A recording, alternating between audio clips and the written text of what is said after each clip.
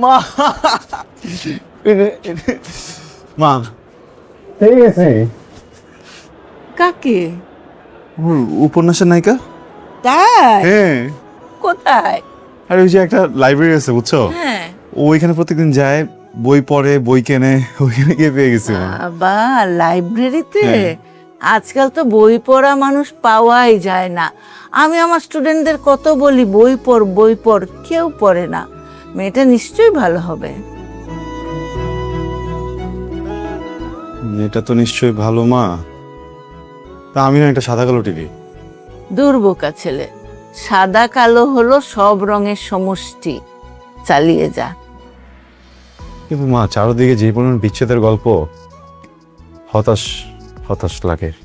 শোনো না, একটা কাজ করতে, তুমি একটু আমাকে বেশি করে দোয়া করে দাও তো, মানে আমার প্রেমের গল্পটা যেন তোমার আর বাবার প্রেমের গল্পের মতো হয়, ঠিক আছে? এই যে দোয়া করে দিলাম। আর দুই হাত দিয়ে দোয়া করে দাও না। আরে শুরুতেই এত হতাশ হলে চলবে?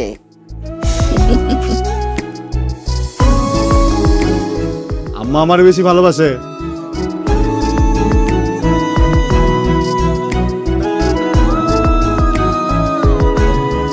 না না, তোমাকেও বাসি, তোমাকেও বাসি, তোমাকেও বাসি, তোমাকেও।